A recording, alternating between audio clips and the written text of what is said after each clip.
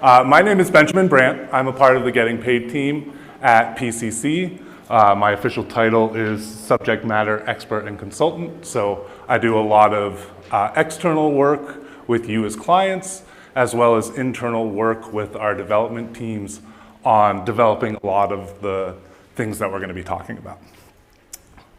So session goals: learn about the history of moving billing from PCC's EHR. Learn about all the enhancements added when moving, because it's very rare that we'll bring something over whole cloth from practice management without adding new features to what you're able to use. And alleviate fears of change and encourage EHR use for billing staff. Everybody knows that change is hard, and when you're at your job, it's hard to say, oh my God, I need to look at something new and this is scary, right? So, starting with some history. So, the start of billing in PCC EHR. So, in April of 2009, PCC EHR was released, and with it, the first ever billing feature that was available to you in an EHR product, which was the ability to scan insurance cards and put them in documents. Now, if you were with us as far back as 2009, and you had to go into your office and set up this brand new scary EHR, you may have been leaving your kids behind at home to possibly watch Iron Man or the Hulk. Yes, our EHR is not as old as the Marvel Cinematic Universe. So what came next? So in July of 2014, and you'll notice 5 years has now gone by this point, the PC EHR clinical development of PCC circled back around to billing needs. And the PCC EHR diagnosis tool could now do review based on ICD-9 codes. Everybody remember ICD-9 to ICD-10 switchover? This predates that as well. A mere 2 months later, ICD-9 codes along with procedure table codes could be added by providers via the electronic encounter form. So we were already getting really advanced in the EHR when it came to billing. During this time, there was something going on in government called the American Recovery and Reinvestment Act. You may know that as ARA. So a lot of development work at PCC went into making sure everything was ARA compliant so that you could apply to grants and funding, et cetera. So a year 2014, PCC finished development of the tools and reports required to meet ARA. And during this time, development was able to kind of ramp up into looking what we wanted to release as features now that we were a certified EHR product as far as the government was concerned. So, much like Marvel that we were just talking about, the cinematic universe that had gripped moviegoers in the mid-2010s, PCC was also moving on to its next phase of features in the EHR. It was time for phase 2. So if anybody here is any kind of comic nerd, you may know that there was a guy at Marvel, Kevin Feige, who did things. He would come out at comic conventions and he would put up these types of graphics to wild cheers. I don't need that now.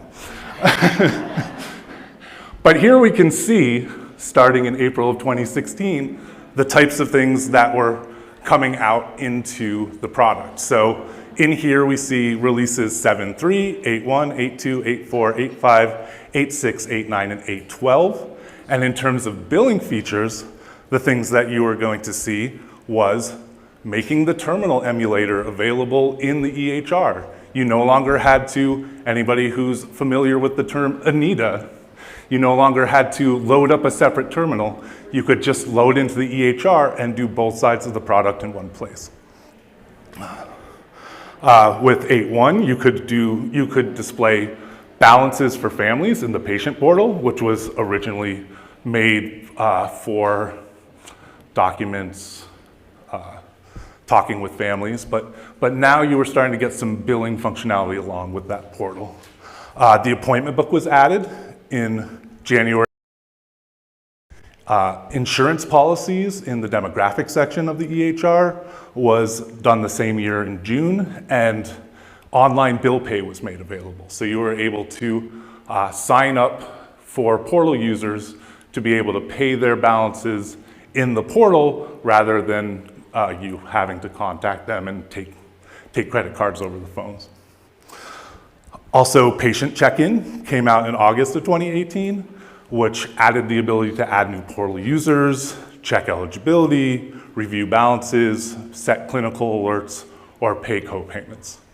Then real-time eligibility came out, so you were able to, in the EHR, mark everybody for the day who had eligibility. Payment reconciliation was added as the first financial report to the EHR, so you no longer have to go in and run deposit. You could come in to the system and actually run like front desk report to see all of the checks and cash that they had taken for the day. And then in March of 2020, posting charges in the EHR was introduced, as well as being able to, after posting charges, run a report to be able to search by billing status to find the charges that had not been posted yet, or the providers who had not yet made things ready for posting. Now, you notice I stopped at 2020. So COVID happens. And all of a sudden, just like RO, we had to put the brakes on. And everyone was, trying to figure out where we lived in this now locked down situation that we were under. And so during this time, we went into 2 special releases. So in April of June of 2020, we put out features specific to dealing with COVID. And that wasn't just for billing, that was for across the whole company, but for lasting changes that happened that were PCC billing specific. We added billing for a telemedicine visit and checking insurance eligibility while entering a phone note or portal message to make sure if you're trying to get paid for a non-traditional visit, that insurance would accept that patient. So starting in August of 2020, we resumed our normal release schedule of feature-rich releases. And again, in UC theme and Marvel ripoff fashion, I've broken these down into phases 3 and 4 to indicate billing features post-COVID up and through last year's UC. And then phase 4 would be considered everything released in the last year, because I wanted there to be a differentiation for anybody who may have been at this course last year, between everything that was out and presented last year and everything that's new as of 2023 summer on to 2024. So again, we had releases 8.13, 9.1, 9.4, and 9.5. Those all had billing features added to them. We went from release 8.x to 9 specifically because of ERX enhancements that had happened, which is why 9.0 is not represented on here. But the features that came out during this time were the ability to review and work with patients' billing history in the EHR, the ability to post hospital visits as well as fees in the EHR, the ability to enter time of service discounts, and then in October of 2021, we added post-personal payments in the EHR, post-write-offs in the EHR, add account notes via the EHR, and the explanation of eligibility errors in your real-time eligibility tool. In September of 2022, we also added the ability to do payment distribution. So now instead of just taking a payment and having it apply to the oldest balances, you could pick specifically what those charges were going to, or what charges those payments were tied directly to. We were able to review a payment history in the EHR. So rather than just looking in correct mistakes, you could look in the EHR to see all of the charges that your payments were currently paying off or floating or what have you. We were able to edit existing payments in the EHR. So again, this is a new concept for PCC. Up until now, when working in practice management, if you had a mistake on a payment or a charge, since you couldn't edit something, you'd have to delete it and completely repost it. Now you'd be able to click an edit button, go into that and make the changes and save it and have that reflected properly on your day sheets. We also added the ability to print receipts for past payments in the EHR. Any of you who've used collection or history out of practice management may have printed a very text basic, this is all of your payments for the last year, but you don't get the nice little EHR border like you do on other forms. So this was a replacement for that, as well as the ability to hold claims. So up until this point, you could have claims held out of your system, but the only way you were able to do that was contacting PCC directly and having us do something on the back end. This was the first time that you had full control over stopping claims from leaving your system. In January of 2023, with the 9.5 release, you are able to now submit claims in the EHR. You no longer have to run prep tags ECS to do so. You had a claims tool, which we'll refer back to several times in the rest of this history presentation. We could also review a log of the claim submission history. We could refund personal credits. So now if a family had paid you too much throughout the year, there was a simple button to hit to say, I've written a check back out to this family. And payment reversals. So if insurance came back on an ERA and said, we're taking money back as a reversal, you now had a button where you could just click and say, yep, they've taken this back and we've paid them back for the return. And then last year. So everything here is going to be new as of the UC last year. So again, we had 4 releases in that time, the 9.7, 9.8, 9.9, and 10.0 release. Again, 10.0 was a new release because that's when we were recertified, that they talked about this morning during the What's New, What's Next class. And so in July of last year, we had the ability to do needs corrections in the claims tool, as well as manually post insurance payments and adjustments in the EHR. So what was formerly PIP in practice management, you could now do in the EHR. In October, we added the ability to link insurance cards to policies. So now you could scan an insurance card and you could link it directly to a policy. So as a biller, instead of digging through documents looking for whatever copy of the insurance card you need, you'd see the exact front and back of the card you want connected to the active policy. We added a payment history for the insurance payment tool as well, which was a major enhancement for us because it was the first time that you were able to see when a patient had been on multiple accounts. So I'm sure you've all run into this where you have a child of divorce, you have a foster child, you have someone who grandma brings in sometimes. So there's a disparity of accounts and you don't know why there's a charge somewhere. Now when you're posting an insurance payment, if you've got multiple charges and payments on multiple accounts, each one will show in the payment tool. And in March of 2024, we added the ability to search accounts by patients. So now when you go into the payment tool, if you've got the patient in front of you and you're not sure which parent is responsible, you can just type the patient's name in instead of the account name to get into payments for that account. We added the ability to revalidate a claim in the claim submission tool. So when you're in needs corrections for claim submissions, if you think you've fixed the problem, you can click validate and it will tell you whether or not that problem is fixed and if there's any additional problems with that claim or if it is clean to go out at this point. We added the ability to view ERAs in PCC EHR, which was our first step towards auto posting. First, we added the ability to view them, and then in June, we added the ability to post them. And we added the ability to record non-visit payments in the EHR as well. So if you had an insurance interest check or something like that, you were able to do that in the payment tool instead of PAM, which has now made it so there's nothing that PAM can do that the payment tool cannot.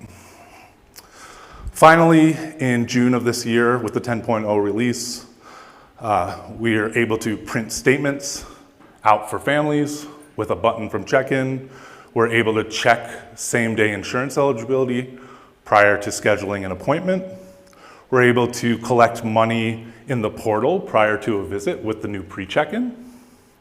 We're able to work on claims that could not be submitted, so there's additional fields along the bottom of a claim that will let you open demographics, documents, etc., to fix an issue while you're working on that without leaving the needs correction tool. We're able to delete ERAs if you get duplicates into the system, and we're able to configure the clinic's claim delay. And just like holds, a claim delay is something that you all had access to, but if you ever wanted to change the amount of days from transaction date to when a claim would actually go, because your doctors are notorious for not filling in all their notes and you need to make corrections, you had to contact PCC and say, I want this to be 2 days, I want this to be a week, whatever you want it set to. Now that it's in the claim submission tool, you can, as a practice, say, I want it 3 days now instead of 2. You can just set that itself. So, feature-rich billing in PCC EHR. So when we say feature-rich, what I mean by that is, again, the concept of when we bring products over from the PM system and we develop a version of them for the EHR, we try to add features to what you traditionally have that are making use of everything clinical and family related that is already available in the EHR. So you have the ability to do things that you wouldn't be able to do in practice management. So for demographics and documents, we have the ability to add full documents such as hospital rounding or ER visits to the patient's chart, as well as specific documents unrelated to visits such as insurance eligibility and insurance cards. So traditionally this would be something like, I'm putting a hospital visit in, I got a fax or somebody brought in the rounding records. I want to just add that as a document so I have a billing history record of this, and also I can see everything from the hospital. We also added the ability to edit demographics, so we can edit patient and account demographics in the EHR, and we've added multiple features such as communication preferences, registry information, portal information, personal contacts, and aging information, all on a single screen. So a lot of those demographics are only available in the EHR. Things like your registry information or your portal information, you cannot add a portal user using practice management. You can still reassign or create new patients or accounts in the EHR, but now you can assign portal users as well and have a display for the family online. So pick the portal user to show the account balances to. Adding or editing policies in the EHR allows you to quickly match any word in the insurance name, fill expired policies, and even see attached insurance cards. So now you can just start typing in and you'll get a drop down. You'll also see last used. Here we can see an added insurance card, and you can quickly view the document. So when insurance says the certificate number is wrong, you can make sure somebody didn't mistype. Lastly, if you opt into PCC's new pre-check-in feature, you can also reconcile demographics with a few pushes of a button. So here we see somebody scanned a card in, they added some race, ethnicity, and preferred language documentation. You can just choose to print an import from there. So moving on from demographics to patient check-in. Checking in a patient in the EHR is a very similar workflow to practice management check-in, but gives you a visual of an entire day and filters to adjust that day. So if you're seeing just for a certain provider check-in or a certain location, or if you want people off your list after they've been checked out, you can set all of those for yourself with filters. Unlike PM, you can configure clinical alerts based on account or patient flags to alert front desk staff to import information specific to check-in. So here we put a cash-only alert in place. So they have a cash flag or or billing flag that indicates that they're cash only, so you need to take payment before they see the provider, right? EHR check-in also allows you to use anchor buttons to quickly move back and forth between sections of the check-in ribbon. So when I say anchor buttons, if you're unfamiliar with that terminology, these are anchor buttons. So if you want to quickly jump down to policies, you just click there and then you can go back up if you had a question of a specific thing.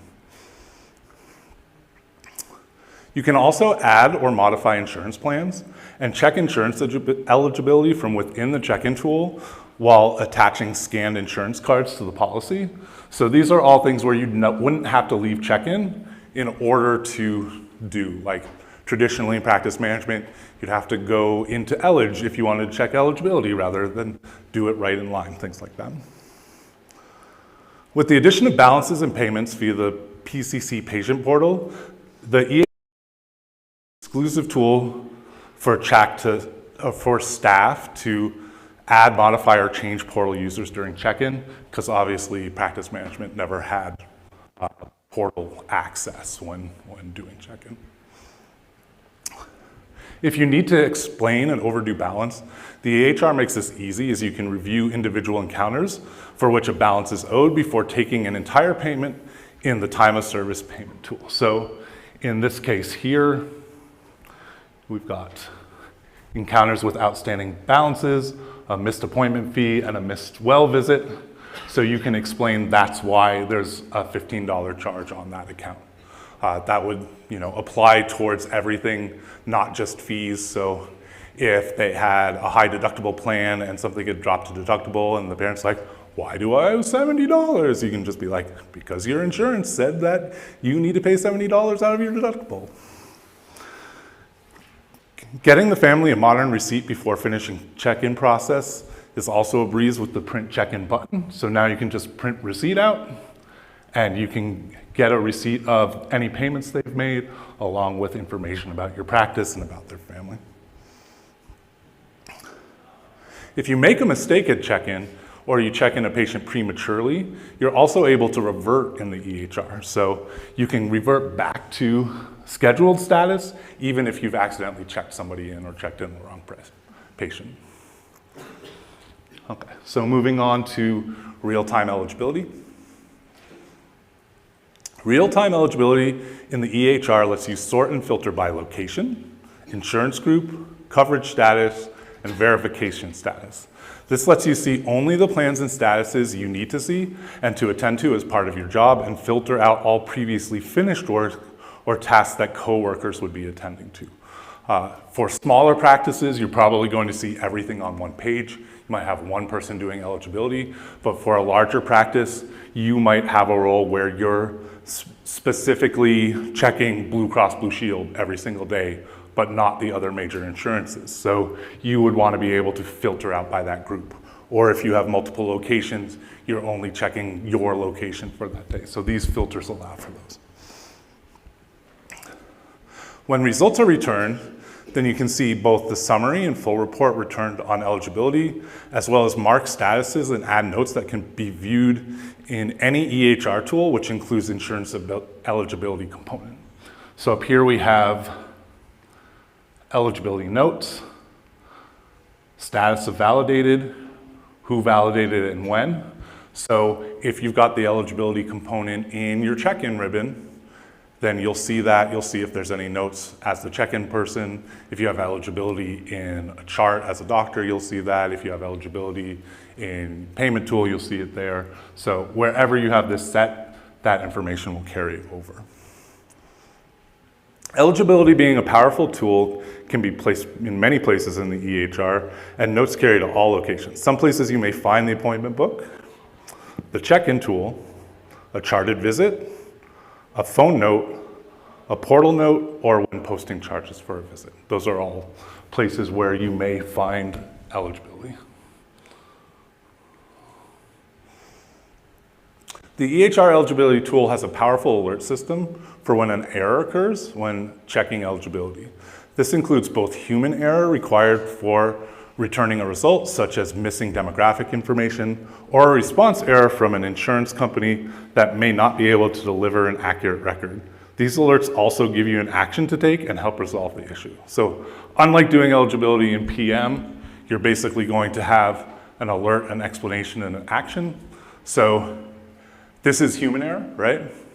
Patient's date of birth is missing, so you need to go into demographics and add a date of birth for that patient.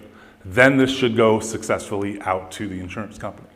This other one, the certificate number for submitted patient does not match the certificate number of the payer's records, reject reason code 64, means you are able to successfully send an eligibility request.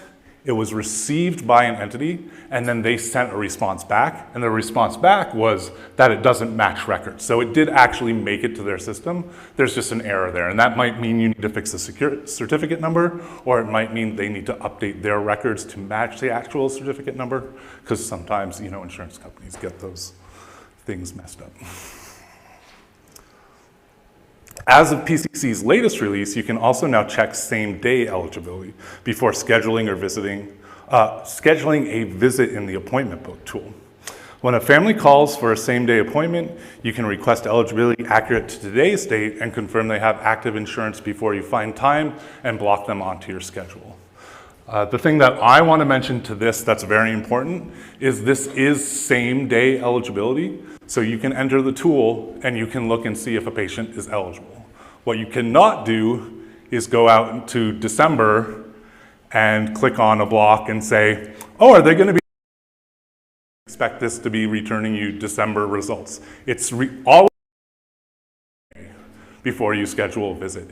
There's no way possible with the way that real-time eligibility works to say, I want to know 6 months from now if this kid's going to have insurance or not, because who knows? They could call up tomorrow and cancel, right?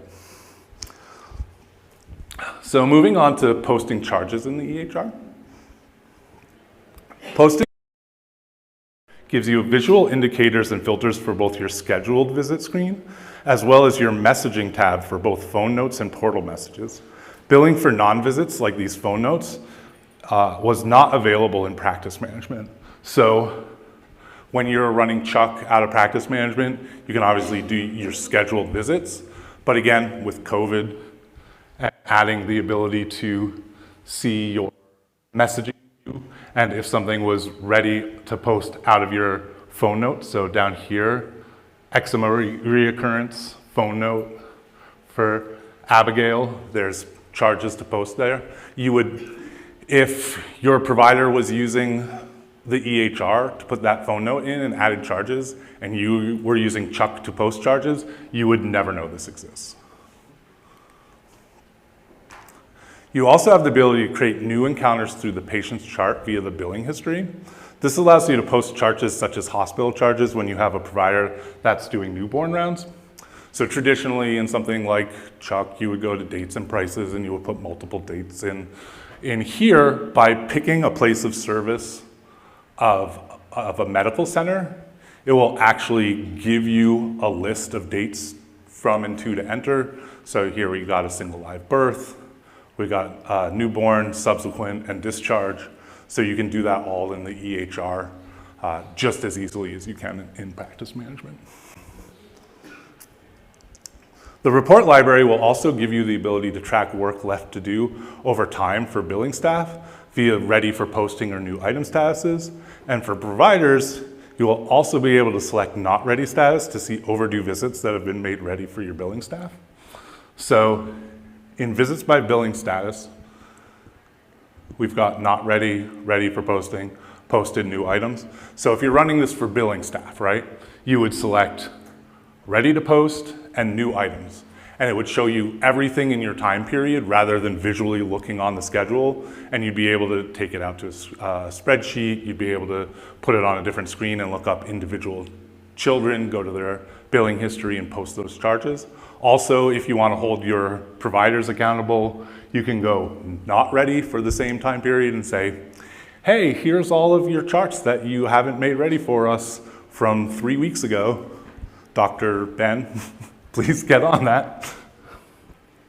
And then here's a description of what you would see coming out. So these are all ready to post or have new items. So you'd look up those individual kids and post them rather than just clicking back and hoping you get back to 611 and see an orange bubble on your screen.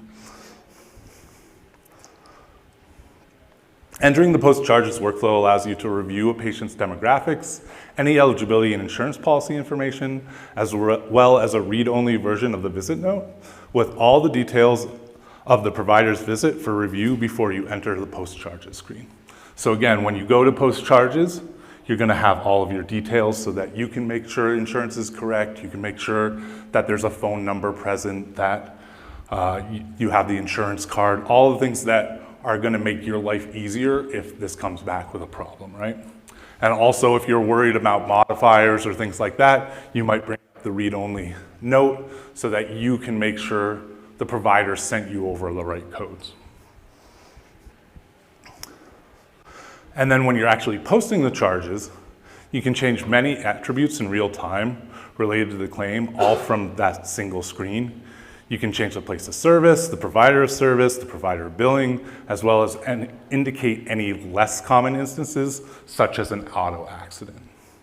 So here we have the place of service, here we have the provider of service, and then down below we have the billing provider, as well as less common things like referring provider, UPSDT, prior auth number, date first seen. Most of those aren't used. Or our EPSD is used in a different way, so you're usually not filling that out. And then over here, of course, in emergency situation like an auto accident, you might need to put like a state in and that it was an auto accident. Posting in EHR allows you to quickly mark or unmark charges brought over from the provider's electronic encounter form, as well as search for any provider or diagnosis in your system to quickly add them. If a procedure needs a modifier, you can change this on the fly with a dropdown. So in here, we have a 99213 OV expanded focus. This test system had 99213s for a lot of things, but here we see a 25 modifier. So if I needed to change this to the modified version, I can add it there with the dropdown. Also, you'll notice here, the rapid strep screen is in bold and doesn't have a dropdown. So in your procedure table, when you add procedures, if you add modified versions, then you'll always have access to a dropdown when you add a procedure in. But if you only have a single procedure in your table with no modifiers, it will always show up like this because it doesn't have the option for a dropdown. This is also simplified from doing in practice management because you'd just be like putting stars in and hoping something shows up. This gives you an actual visual indicator that, yes, that is the only available choice.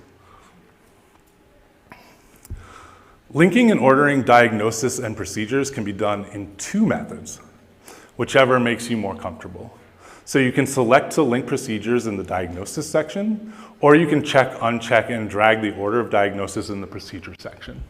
So in the diagnosis section, we could say for a J02.0, which of the procedures that are currently there we want it connected to. So here we've got it connected to both. Or down in the procedure section, we could check or uncheck these boxes, or with these little sets of dots, we could drag cough above strep if we wanted it to be in the primary diagnosis position.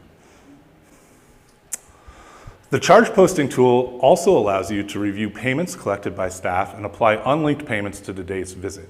You may also use the checkout tool via your checkout desk to take additional payments. So if you're in the checkout tool as a biller, you would normally be looking at any payments that had been taken in already, and you'd be applying them to today's visit. Usually that's very straightforward. It's something like they have a $20 copay, the front desk took $20, and so this shows up automatically filled out for you already saying, apply $20 to today's visit, and you just go, yeah, okay, post this. But if you're also a practice where you have a checkout desk, after the biller has posted all these things, you might additionally come back into here to add additional payments and tie them to today's visit. If you, say, had a policy where you took Co-pays after the visit instead of before the visit. I don't know, places are weird. Finally, you can print a receipt of today's transactions and payments for the family's records if they stop by the checkout desk before they leave. So again, at the bottom of that, under the payments, there's a checkbox for print receipt. You can get a nice little receipt out and hand it to them before they leave the office. So, reviewing the billing history in the EHR. The billing history in the EHR gives you full details of each encounter. These include account information, insurance information, diagnosis procedure, claim information, time of service payments, and payments made against procedures from this encounter.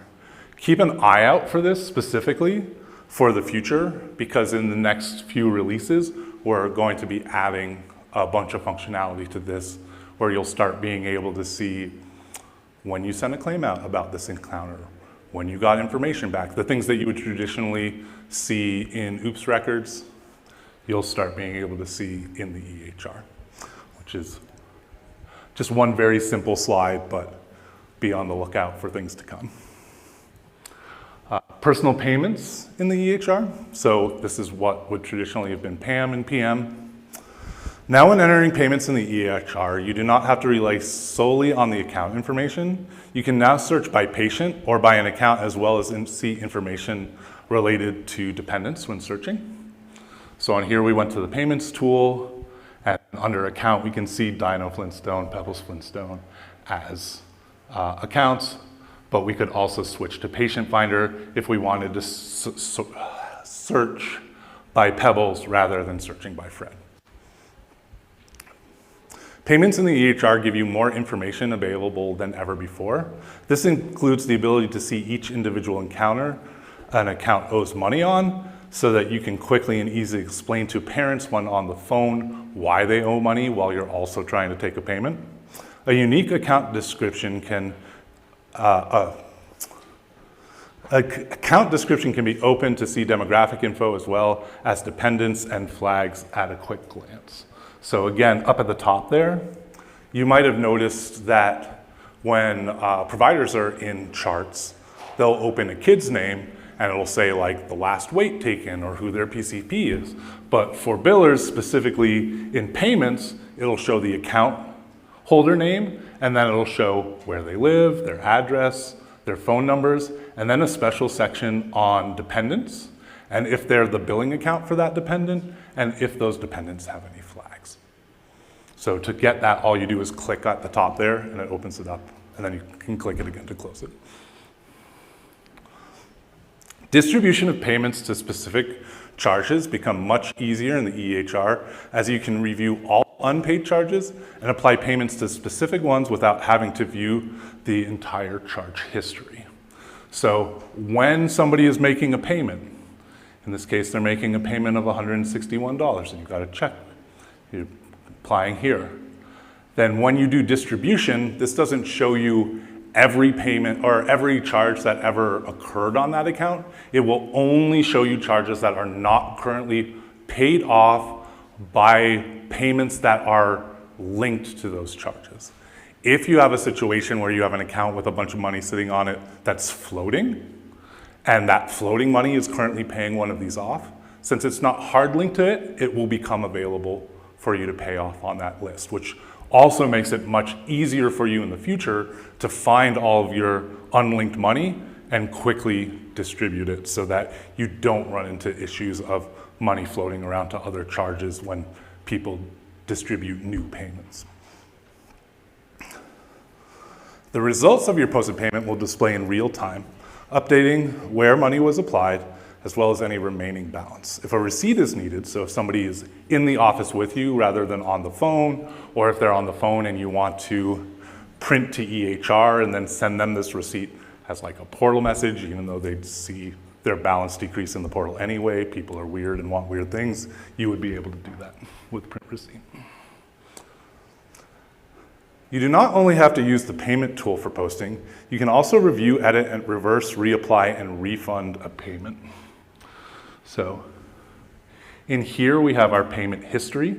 So before we were on the posting screen, now we're on the history screen, and this shows all of the payments that were made and the current charges that all of them are linked to. Again, a very quick visual in here is going to be anything in orange, means that that is an open payment that you could edit and distribute to specific charges, thus removing it from your open payments report and eliminating issues you might find later on. Here's an example of that here. Unapplied $30, unapplied $30. Unapplied or floating payments can easily be found and fixed by editing the payment and applying the full amount to past charges. Payment reversals or stop payment fees can also be added quickly and easily with the reverse payment option. When saved, this will still appear in your history but remain struck through, so there'll be a line through it, to indicate its reversal. Any fees associated with the stop payment will also be shown on the line item. So here, there's a personal check that bounced. So we did a reverse of the payment. We did a return check of $207. We also added a $25 fee. And we still have a record of this even though there was a reversal, right? We see that originally this happened on 10/1/22, that the $207 had been paid by check, but we also see on 10/12/22 that there was a return check and an additional $25 fees, which will increase the balance owed by this family by $232. Refunding credits to a patient's account can also be done with the push of a button. When an account has a negative balance, you can use the refund credit button to enter a personal refund to the family and remove the credit. A line item in the payment history will reflect the refund. So on here, there's a balance of negative $10 instead of positive $10. Because of that, this refund credits button is available. If you do not have a negative balance, this will be grayed out. So you can only refund if you have a credit. Then when you do, so refund to a personal account, $10, and then that will show up on the account as a refund of $10. So working with claims. So when we talk about working with claims, we're talking about the new claims tool. So the claims tool in the EHR has expanded past just sending claims to insurance and has become a multi-tool suite. Here you will be able to submit claims, fix claims, delete claims that should never have generated, review logs of all the claims that you've sent, as well as any claims that were delayed, held, or routed to paper, or put on hold. So again, here's our submission. And now, when you submit in PM, 10 minutes remaining. Thank you for the slide. So in here, again, this is all new to you, being able to see 8 claims held, 3 claims delayed, 6 claims need correction, 0 claims routed to paper. You would never see that in practice management, right? After submitting all claims or a subset of claims, you may wish to review a log of everything that has happened during your submission. And when I say a subset, then just like in practice management, if you're only responsible for sending out Blue Cross claims, you can choose to only send Blue Cross claims. And then whoever next submits would have to pick which subset they want to send if they're not sending the full claims. And then you can filter again by submitted, held, delayed, needs corrections. And this filter will only show things that were in that batch. So if nothing was held, nothing was sent to paper, it won't show on your drop-down. You'll only have submitted. You'll also be able to find your claim IDs in those logs, as well as what electronic batch they went out under.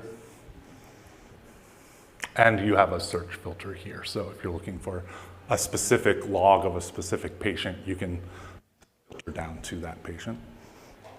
Sub-offices may wish to set a claim delay in order for staff to confirm with each other that everything in the claims is final and complete before submitting to insurance.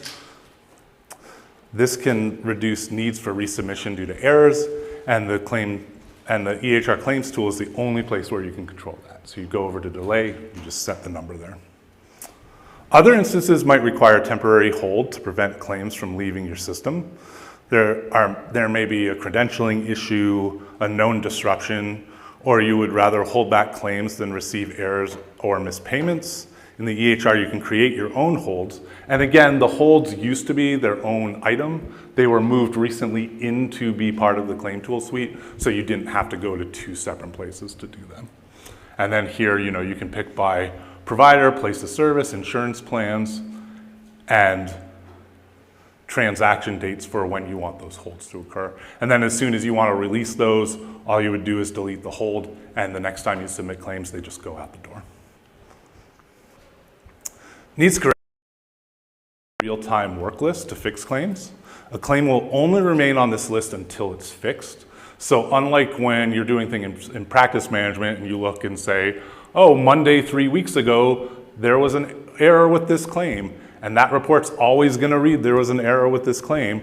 Now it's only going to show you things that are legitimately errors in your system. So if you see needs correction 0, it means everything has left your system. You don't have to worry about anything on the end of at least getting them out the door.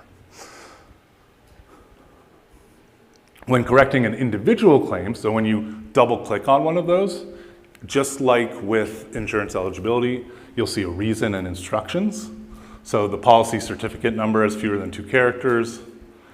You would click on demographics here, go to the certificate number. You may also click on documents to bring up the insurance card, put those numbers in. When you go back, you click the next button. It will try and validate the change you've made. And if there's no other problems with that claim, it'll say validated and move to the next claim.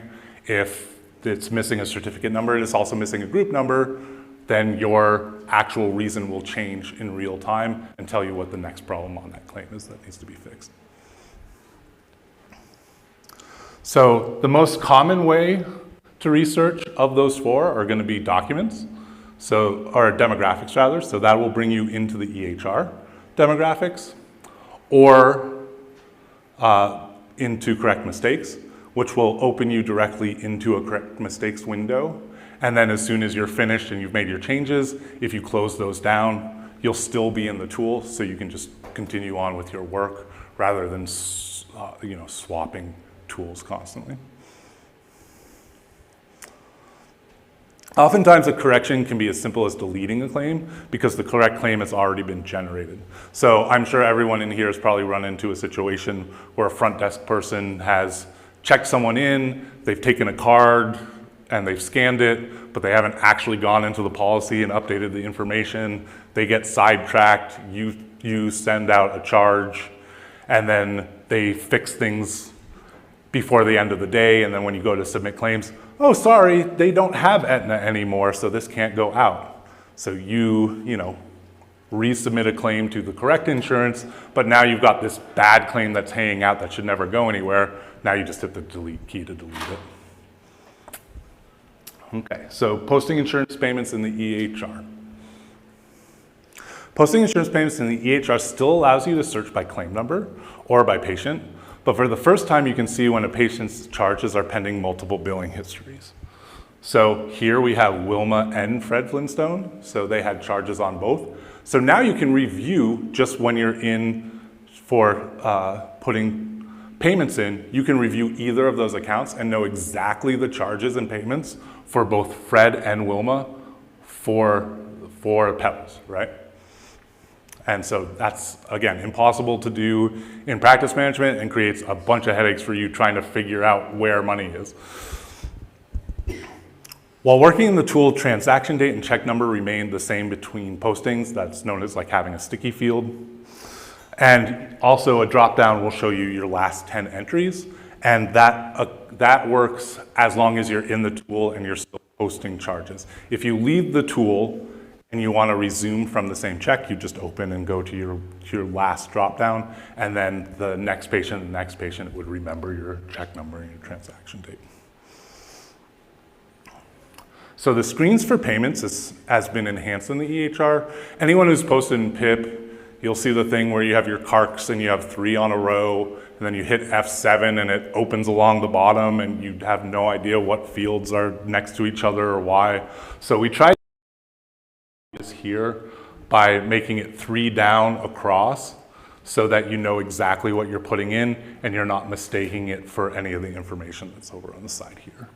You'll also see a negotiated rate if you have allowables put in. So if you had $86 and your negotiated rate is $88, you'd know right when you're entering this that you got shorted $2 by your insurance. Demographics and account notes being on the same screen as the payment allows you to review and make changes before finalizing an insurance payment to make sure you're accurately reflecting the changes onto the account. Again, like if the next policy is a secondary, you might want to make sure that all that secondary information in there is correct first. By making use of the history tabs, it will allow you to see past payments and review the charges that these payments are posted against. If you make a mistake, unlike PM, where you'd have to delete everything, you have an edit button, so you can just edit those charges, and it'll bring you right back to your original information exactly as it showed, so you can fix the check number or adjust the adjustment because the adjustment was wrong, put in your GARC details that you missed, etc.